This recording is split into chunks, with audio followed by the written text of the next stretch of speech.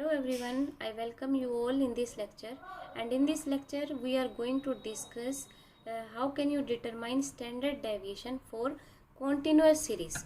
In my earlier two lectures I have discussed about the individual series and discrete series. Okay, here we will deal with continuous series data या फिर class interval data.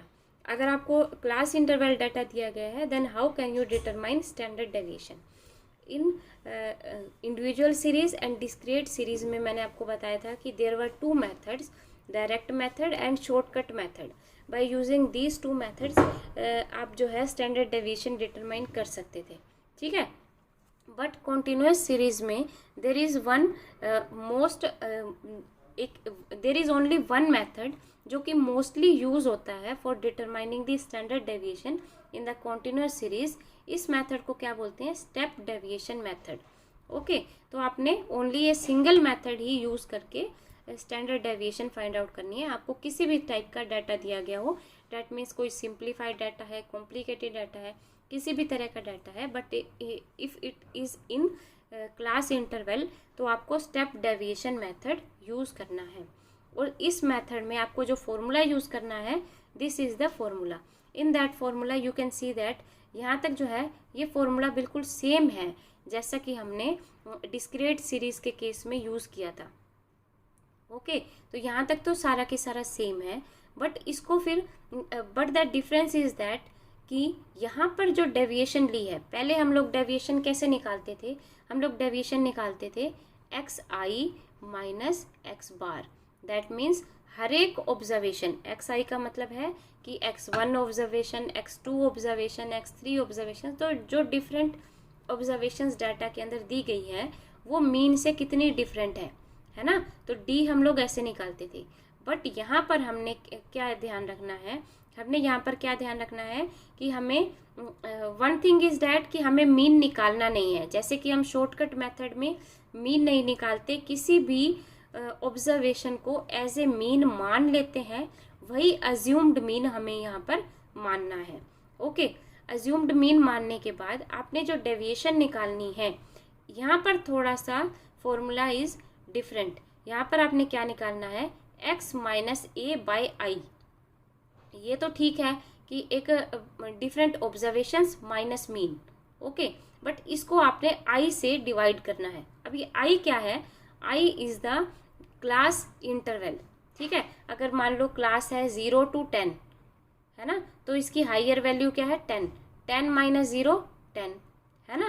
तो ये class interval, आई को क्या बोलते हैं? Class interval. Class interval हम लोग कैसे निकालते हैं कि क्लास इंटरवल के अंदर जो हाइयर वैल्यू होती है उसमें से लोएस्ट वैल्यू को माइनस कर देते हैं, तो हमारे पास क्लास इंटरवल आ जाएगा.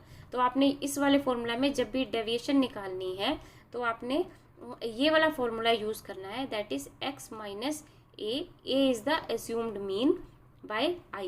ओके, एंड यहाँ पर इस फॉर्मूला में भी i से मल्टीप्लाई करना है.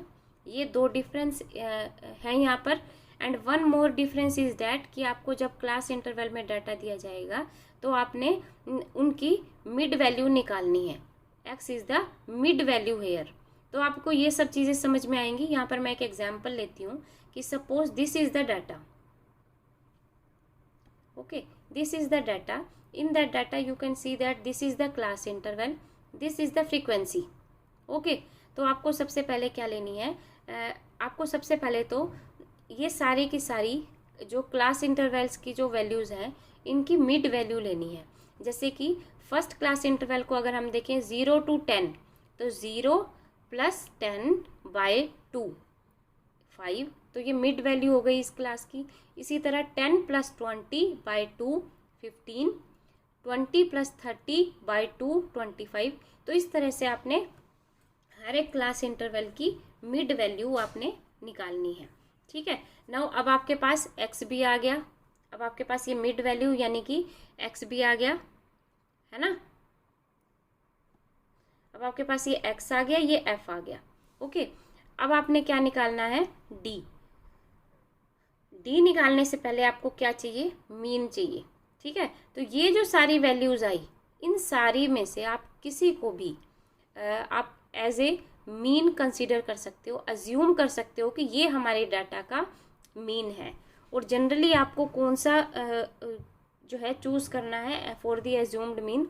जनरली आपको जो मिडल जो वैल्यूज हो उन्हीं को ही आप एज्यूम्ड मीन ले तो आपके लिए थोड़ा सिंप्लीफाई हो जाए, थोड़ा सा सोल्व करना इजी हो जाएगा। ओके, तो यहाँ पर मैंने एज्यूम्ड मीन क्या लिया 25। ओके, तो आपको यहाँ पर क्या निकालना है, एंड क्लास इंटरवल कितना है 10।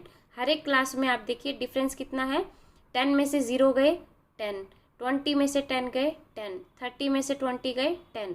तो यहाँ पर आई क्या है 1, आई है क्या है 10। ओके, तो आपने यहाँ पर क्या निकालना है डी। अब डी आप कैसे निकालोगे, D is equal to X minus A by I. ये मैंने अभी आपको फॉर्मूला बताया था, इसी को ही सोल्व करके आपको यहाँ पर d की वैल्यू निकालनी है। जैसे कि हम लोग फर्स्ट के लिए सोल्व करते हैं, जैसे यहाँ पर क्या है हमारा x क्या है 5। ओके, तो 5 माइनस एज्यूम्ड मीन कितना है 25, 5 माइनस 25 बाय 10, आई क्या है 10।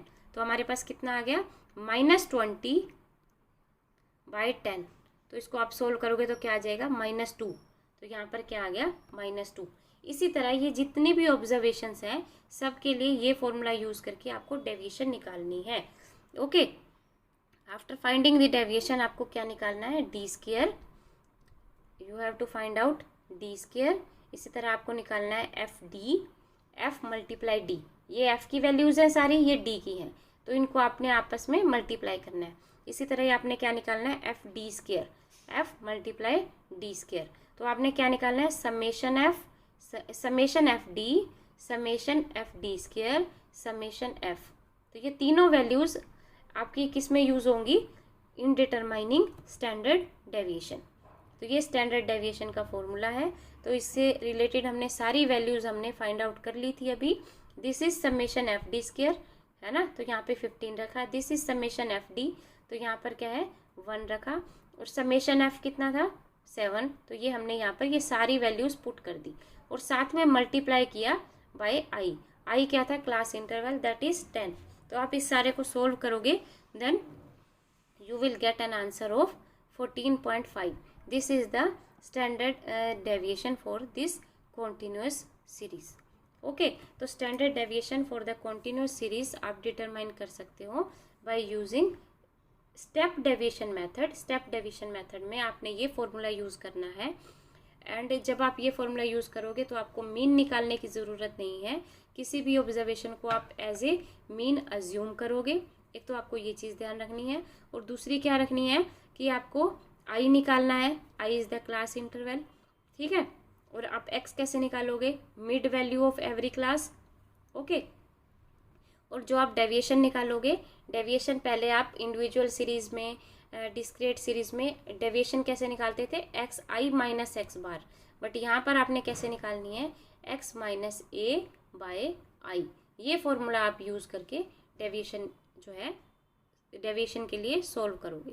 Okay, by use okay, then you have determined the standard deviation for continuous series. Now coefficient of standard deviation. Now for determining the coefficient of standard deviation अगर आपसे पूछा जाता है then you can determine, सबसे पहले आपको standard deviation निकालनी है। standard deviation को mean से divide करना है, then you will get the coefficient of standard deviation. So this is the simple formula जो आपको याद रखना है for determining the coefficient of standard deviation. Okay. Now, okay, thank you.